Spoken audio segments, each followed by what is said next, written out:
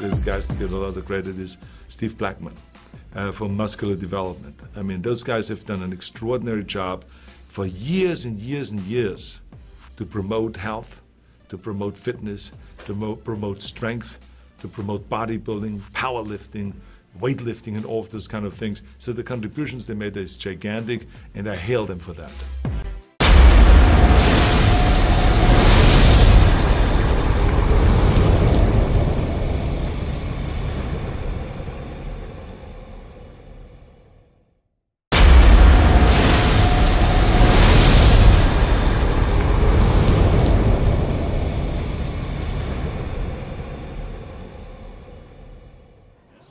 Giles Thomas from musculardevelopment.com here at the Arnold Classic 2018 here at the meet and greet. I'm joined with Guy Cisternino. Now, Guy, the last time I interviewed you was at the Olympia last year. 2 years ago. No. It was about 6 months ago. Oh, when I wasn't competing. I was thinking about when I was competing. Right. Yes, you called me in Expo. Yes, you did. Yeah, well, yeah. Yeah, the beard looks good, by the way. Thank you. Yeah. I treat it right. Yeah, so obviously back in the 212, you had a bit of a few tries at the Open last year.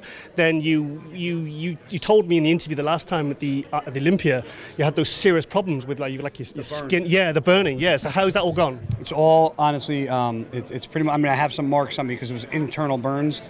They called it, it was from, part of it was from a tanning bed, the actual burns, but the actual allergic reaction is called a fixed drug eruption. And it could be anything from asparagus to vitamin C, vitamin E. So there's still, actually, the dermatologist texted me today to see if my skin acted up from the tan or this or that. So they're still trying to figure out exactly what was the main cause of it. You still don't know? 6 months later? Well, nearly a year later. Well, they thought it was from, I was sick, so I was on an antibiotic and I went to a tanning bed. But then last Monday, it actually happened again. But luckily, I hadn't been in a tanning bed, so I just broke out in like this red rash, and then it went right away 24 hours later. So now they're really trying to figure out exactly what it is. But good thing about me is people, make fun of me for being a little like neurotic about keeping a journal. But the best part about that is now I have everything I eat, I take supplements, so I literally just give that to the doctors, and they literally go through it and try to, process of elimination. I was diagnosed diabetic in 2013, and I'd just done a contest, so I kept a journal for that. So for about 2 years after, I actually kept a journal with all my blood sugar readings, everything. So when I went to the specialist, just handed it to them, and they were like, oh, I was just sat there, my arms folded, it was great, Exactly, because you don't have to explain anything. But here, this is what I do, this is what I eat, this is what I take. Look through it. I've already, so when it happened, it's data. Exactly. So it's, when it happened this past Monday, I took out my old journal from New York Pro when it happened again. I'm trying to see if there's any comparisons. The only thing I really found was the doctor actually mentioned quinine, which is actually something that they use to treat malaria. It's a pill, but it's also used for anti-cramping, people that have restless leg syndrome. But quinine is also found in Pellegrino tonic water. Yeah, I was just about to say tonic water. Yeah, it's quinine. Now, the weird part about it was I haven't drank tonic water all year, and I actually, right before this happened, I bought a case of Pellegrino at the supermarket. So now they might think it's a quinine allergy, which is like a sulfur type of allergy. So they're still trying to figure it out. I had a friend who got quinine poisoning from tonic water. So yeah. Yeah, don't jinx me, but yeah. So anyway, so obviously, how are you feeling? You're back in the 212. I've seen your name down for the Arnold Australia. You're not. I thought your name was down for it. Why aren't you going? I planned on going. They told me last year. I mean, that's not up to me, but I was told last year that top 5 get an automatic invite. I took 5th. I didn't get an invite. It's not nothing to do with me. That was in the Open, wasn't it? Yeah.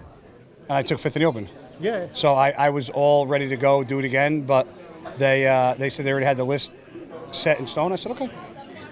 Oh, that's disappointing. Oh well. Listen, I had a lot of fans there last year. I was the last one to leave the meet and greet. I was the last one, and they had to get me a car service. I mean, granted, I'm a 212 guy, but I consider myself one among one of the best 212s. I have a great following. I love nothing more than to be in Australia competing, but not my call. I'm not begging to do any show, so I have to be there anyway for about 8 days for a tour.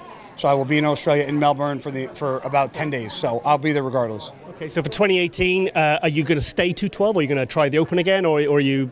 What's your decision? If the opportunity presents itself, and promoters ask me to do it because they see, that I've done open shows and I've done decently well in open show, I would have no problem doing it. But I really want to do Australia. Kind of disappointing that I'm not there because I really you want to do the Open or the 212? They don't have a 212 in Australia, so I didn't have a choice. Right. Okay. But it is what it is. Sometimes promoters have their roster already set, so it is what it is. I mean, listen, I wasn't going to do that great in the Open. I took 5th last year, so that's a good place in 5th. Oh yeah, I mean it's not bad. Good. Yeah, but I mean, it's good to be up against the good guys and kind of see where you stand. But I mean, I don't need to do an Open show. If the opportunity presents itself, absolutely. Australia was great. Tony was on a great show. I had a really good time there. The fans were awesome. So just the fact that I'm going back to be around those guys is awesome in itself. Did the reason you did those Open shows, was it because you struggled to make weight, or did you just go to the shows because there was only Open at those shows, no 212? There was only Open at those shows. And, right, okay. Tony reached out to me because he knew I was coming, asked me if I'd want to jump in. I said, I mean, listen, you never know where you match up against, I've never done an Open show. So, back in the day, there was no 212 class. So I said, fuck it, why not jump in an Open show and just see how I do against bigger guys? Because it's not always about, I beat guys that are 260, 70 pounds. Yeah. So, I mean, that just goes to show that, having more mass doesn't always get you somewhere. So how are you feeling for this one? I feel great, man. Feel good? I feel fucking awesome. I got redemption up my sleeve. I'm ready to rock and roll. Fantastic. Okay, well, Guy, got a bit of a Q form in there, mate. So, good luck, mate. Good luck for the Arnold. It's always good to see you. Love the beard as always, mate. Love the wool. Wool, yeah, it keeps me warm. Keeps me warm. With Guy Cisternino, I'm Giles Thomas from musculardevelopment.com.